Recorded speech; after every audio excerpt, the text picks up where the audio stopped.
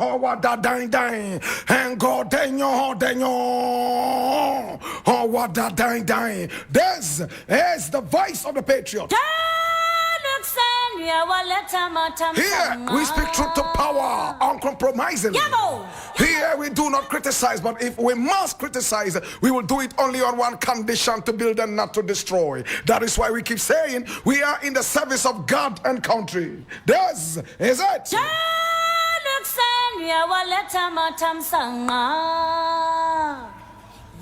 This is the voice of the patriot. And remember, from the news reel, we endeavor to always represent real. This is the voice of the people, and the voice of the people is the voice of God.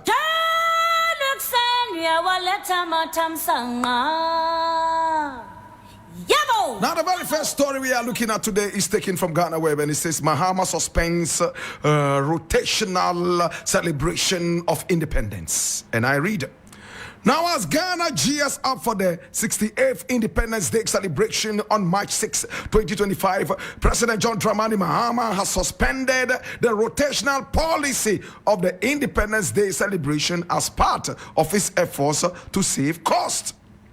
Felix Kwachiofosu, presidential spokesman and Minister of State in charge of government communications, disclosed this at a press conference in Accra. He stated that as part of efforts to cut down the expenses, the 68th Independence Day celebration themed Reflect, Review and Reset would be moved from Independence Square to the presidency in Accra. He noted that figures on the cost of holding rotational Independence Day celebration showed that depending on the rotation, the financial implications were significant.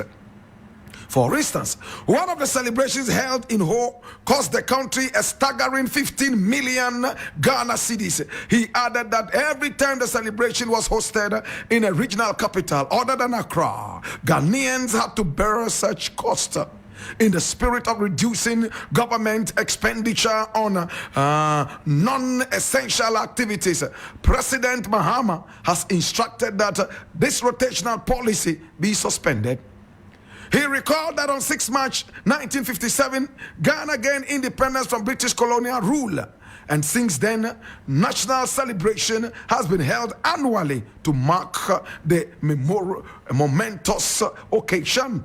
Now, in recent years, efforts have been made to rotate the celebrations among various regional capitals.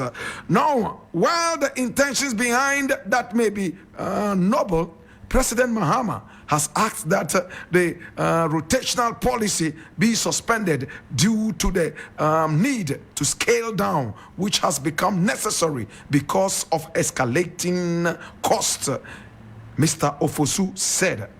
He explained that after some review, it was discovered that the rotational system imposed additional expenses given the severe conditions on the national budget due to economic difficulties. Continuing the practice was unsustainable.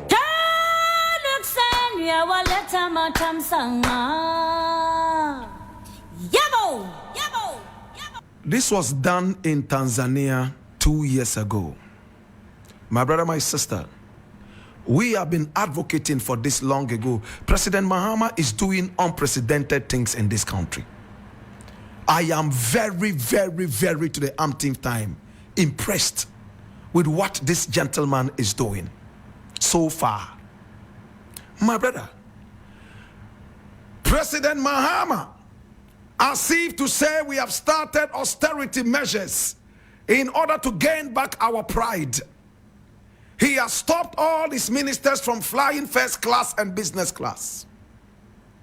He has scaled down the number of every contingent traveling on the ticket of this nation.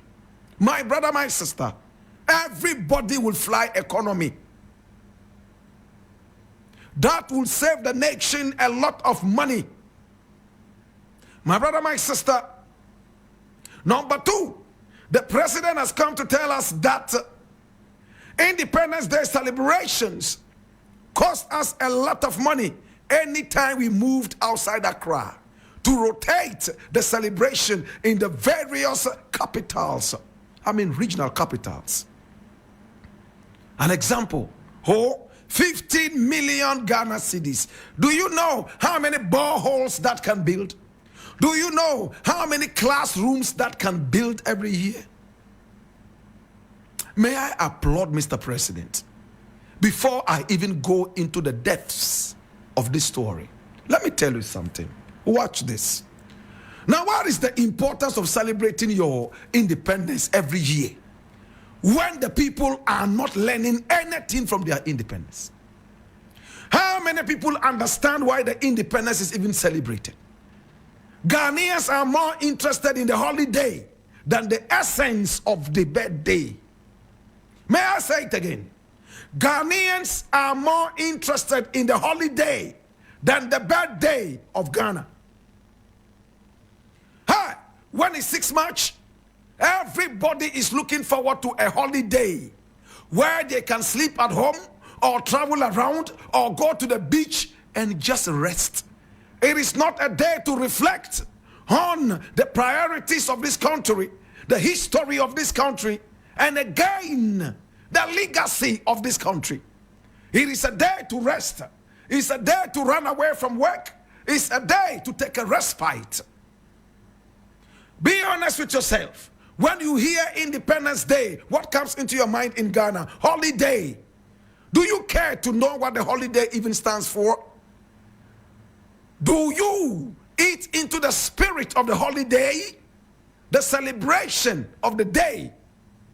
How many Ghanaians believe in Ghana?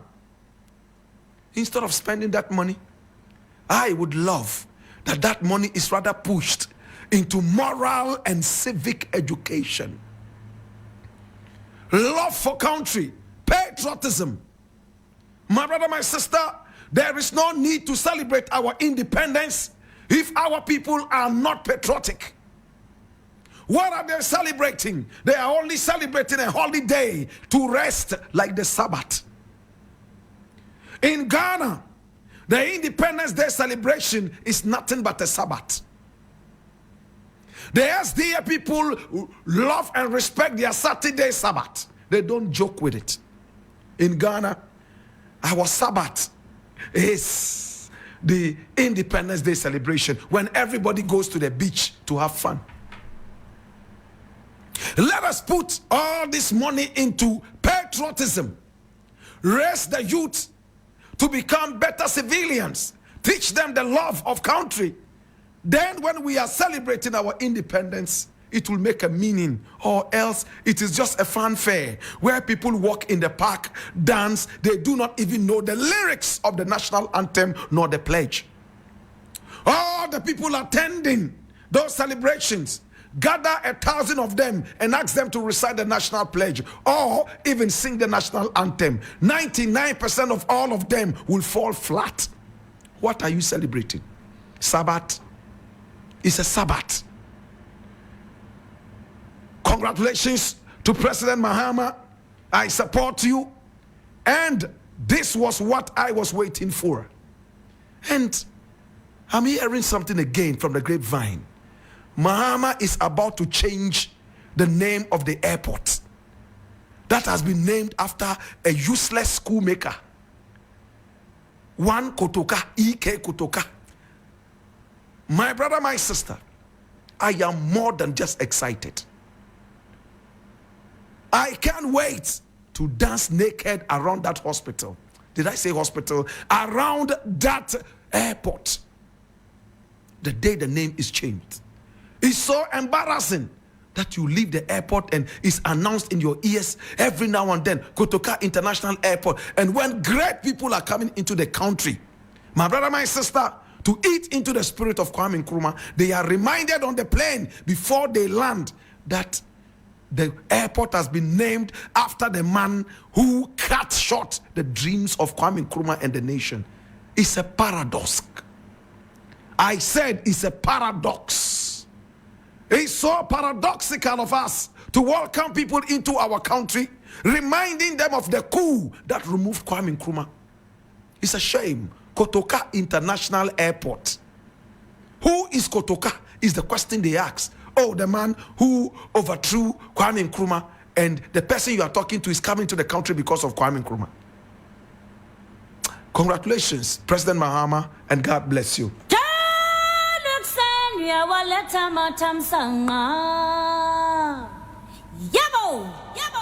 Now, the next thing I want to look at is also quite interesting, and I need you to come along. But before I get into it, you see, these measures are so good to help our nation grow.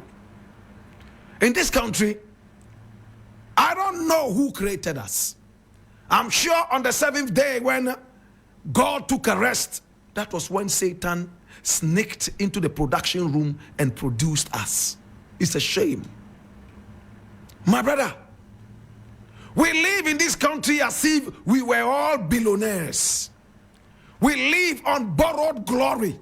We borrow money from the IMF and World Bank and blow the money as if there was no tomorrow.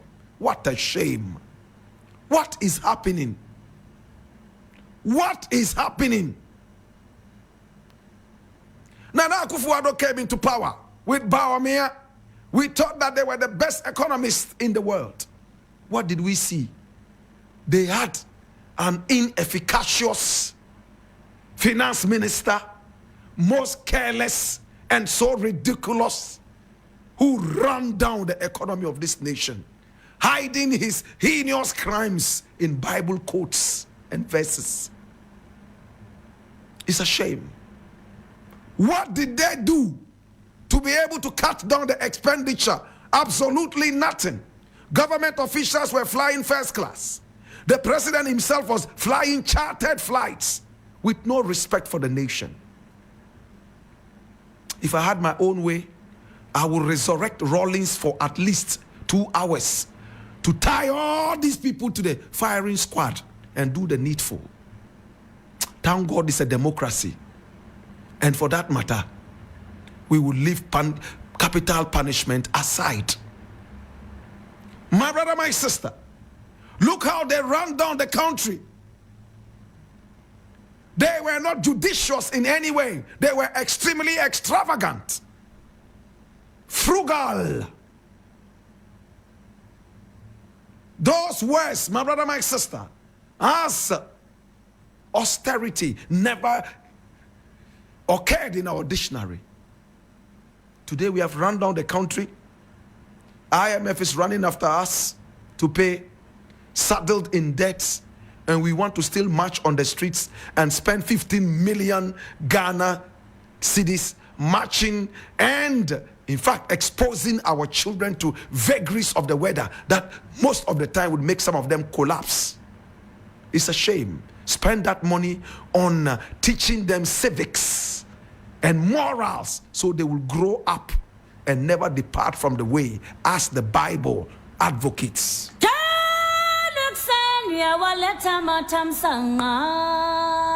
Next story. This is also taken from Ghana Web, and it says, watch the moment. Asante cleared a man's 500 Ghana cedi fine after realizing he couldn't afford it. May I read this? The Asante Otoo Addo the second once again demonstrated the magnanimity by, in fact, his magnanimity by clearing a man's 500 Ghana cedi fine. This happened after the king realized the accused was not in a position to afford it. In a video shared on the social media platform X, formerly known as Twitter, the accused was seen arraigned before the Asante at a public gathering. Now, when the accused charge was read out to him and his fine stated, the Asante swiftly responded, he can't afford that amount. Otoo's comment was met with laughter from those who had gathered. The man was then released scot-free.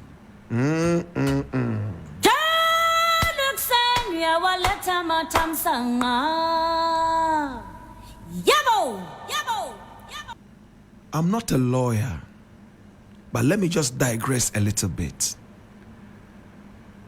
What are the laws of the country? Who punishes people who do wrong? Is it the chiefs or is it the law courts? Educate me, I don't know. I'm saying, we live in a republic, right? Therefore, the days of kingdoms are gone. That is why the kingdom of Saudi Arabia is different from the Republic of Ghana. The nation Saudi Arabia, proper pronunciation, Saudi Arabia, is ruled by kings. That is why it is called a kingdom. Ghana is not ruled by kings. For that matter, it is not a kingdom. What point is Blakk Rasta trying to make? The republic has its own laws. When somebody steals a goat, he's arraigned before the courts after arrest by the authorities, and fines would be slapped on this person. Whether you have it or not, you have to vomit it or you go to jail. My brother, my sister, in this case, in some of the areas of Ghana, chiefs and kings are those who represent the courts. Somebody is caught stealing, they take him to the chief's palace. What is the legality of this? Can somebody explain to me? I just want to know. Is it right in a republic or is it wrong? Remember, I said I was going to digress a little bit. Now I have finished with the digression. Let me come to the content. Listen, Asante sits in his royal regalia. People are arraigned before him. Various crimes they have committed. And he looks at them and he metes out punishment to them. By the laws that they have in the palace, you know that when you do this, this is the repercussion. Somebody comes there, he's told that, listen, because of what you have done, your punishment is that you will have to pay 500 Ghana cedis. Otoo looks at the person and he tells himself, yes, that is the law. Yes, that is the tradition. Yes, that is what we demand here. But looking at this person, he cannot pay. For that matter, to every rule, there is what? An exception. He can't pay. Now, if the person cannot pay, what is next? The person goes scot-free? Is it by virtue of the fact that he cannot pay? Or by virtue of the fact that he is remorseful? I want to understand. A lot of people are going to start clapping for Asante, and they will say, oh, Asante is so kind. But let us look into it properly. Did Asante set the man free because he felt in his spirit that the man was remorseful, or by virtue of the fact that the man couldn't pay? They are two different things. If it is as reported that the man cannot pay, and for that matter he should go, then it is a wrong precedence. Under no circumstances should we bend the laws, my brother, my sister, because one man cannot afford the consequences. If you can't afford, can we give you another set of punishments? There are a lot of cocoa farms in Kumasi and the Ashanti region. Go and weed there to the tune of 500 Ghana cedis. There are so many dirty gutters at Amakom. Clean those dirty gutters until it's up to the tune of 500 Ghana cedis. There are so many cassava farms, plantain farms, weed or harvest to the tune of 500 Ghana cedis. We will not set you free just because you cannot afford money. What is money used for? We will make you give us value for what you can't afford. Money. Does it make sense? Does it make sense? I'm asking you, does it make sense? If we start deciding who can pay and who cannot pay, that is where it becomes very subjective. Extremely subjective. But who am I? This is the King of Wisdom. He has seen it in his spirit that this man should go scot-free. Let us be extremely careful when we bend the rules. To every rule there's an exception, but let's be careful what rules we bend and which ones we don't bend.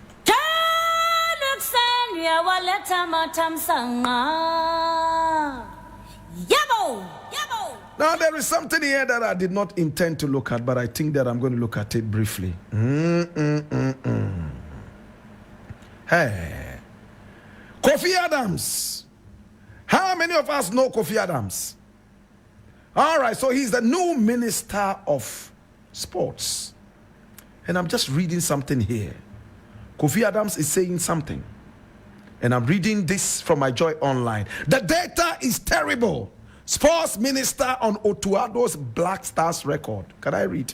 Minister of Sports and Recreation, Kofi Adams, has delivered a damning verdict on Blakk Stars coach Otoo Addo's record with the team. Otoo Addo's Blakk Stars infamously failed to qualify for the 2025 AFCON in Morocco, finishing bottom of their qualifying group without a single win. Now the record low has seen the Ghana Football Association shake up the Blakk Stars technical team with a number of changes, although Otoo Addo maintains his job as head coach, a decision the sports minister finds baffling. Now the data is very poor. In fact, it's terrible. Looking at only the data, there's no way Otoo Addo should have stayed on. But the GFA took a decision to do away with all those around him. But what was surprising was that the head coach was maintained. Maybe something informed that decision.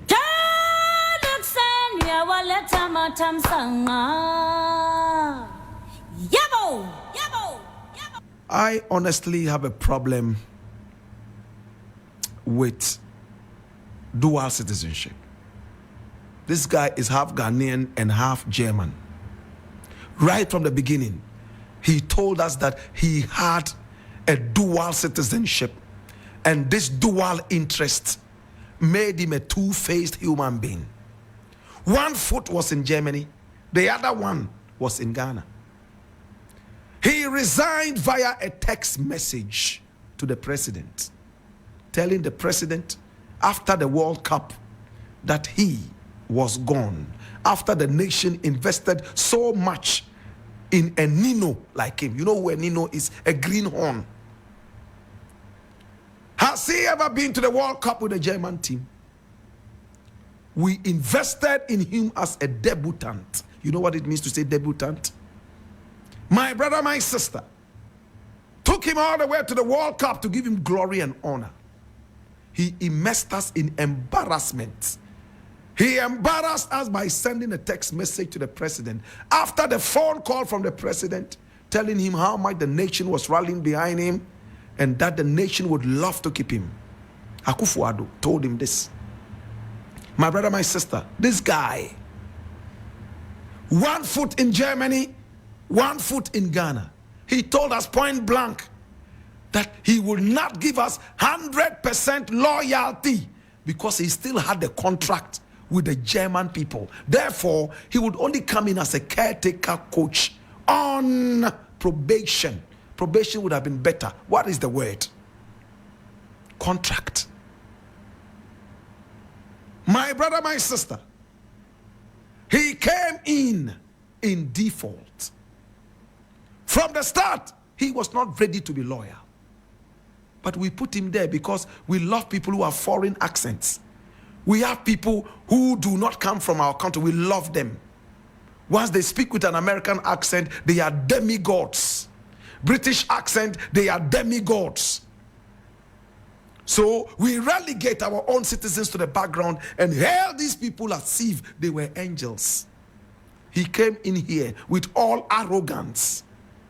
Many people told us about how he spoke to them with no respect. At the end of the day, he performed abysmally. And because we are a nation of slaves, we are only interested in the so-called slave master. We have kept him and sacked all the Ghanaians around him because Ghanaians are demons and devils. They were those who corrupted the coach, so the coach should still stay. Every other person must go. They are the demons corrupting the coach. And the coach stands tall like the rock of Gibraltar. Jesus. And you claim you are independent. That's why I keep telling you, hey, you can celebrate Ghana's independence 1 trillion times. If patriotism is not in your DNA, you are wasting money and time. March innocent school children to march on the streets and sing their hearts out. Wear school uniforms. They come there, you don't even give them water. What dirty, dangerous people. Can you let your children stand in the hot sun for several hours whilst you sit down in the shade? Stand in the hot sun and you don't even give them water to drink. What a wicked nation. What a wicked, dangerous, demonic people. Your own children, can you let them stand at the Independence Square in the hot sun of March? Several hours, they can't even sit. They are standing on their 2 feet whilst you irresponsible adults, you go and sit down under the shade looking at them in the sun. What criminal people, dirty criminal people. My conscience will never serve me right to go there and see these little children, some of them as young as 5, as young as 2. They are all marching and mumbling the words of our songs, national song, to themselves. Whether they understand that or not, at least they are out in the sun. No water. They collapse every year. We don't care. My brother, my sister, this guy is from Germany. He speaks German better than any other language. You bring him in to come and you want to force him into his father's land. At the end of the day, this is what he has given you. And the slaves that you are, slavish mentality, you still keep him because he's German, he is holy. I already told you this coach will not do anything good. Because from the spirit, this guy is not clean. He's not loyal. You have kept him. I love what Adams is doing. Kick this guy out immediately. Start looking up to a Ghanaian coach. Because we are so bad, we chase out all our good coaches and they do better when they leave our country and go to other countries to coach. Well, at this point, I want to say do the needful. Kick this guy out. We don't want dual citizenship holders to hold sensitive public positions in Ghana, period. At this point, we have to be radical, more radical than Trump, and say Ghana first. We can't afford to have American Ghanaians, British Ghanaians taking sensitive position in this country. No! You can do other things. Yes, but sensitive national positions, government appointments, no sir. But you can do business, you can do any other thing you want to do, but not sensitive government positions. I'll leave it here.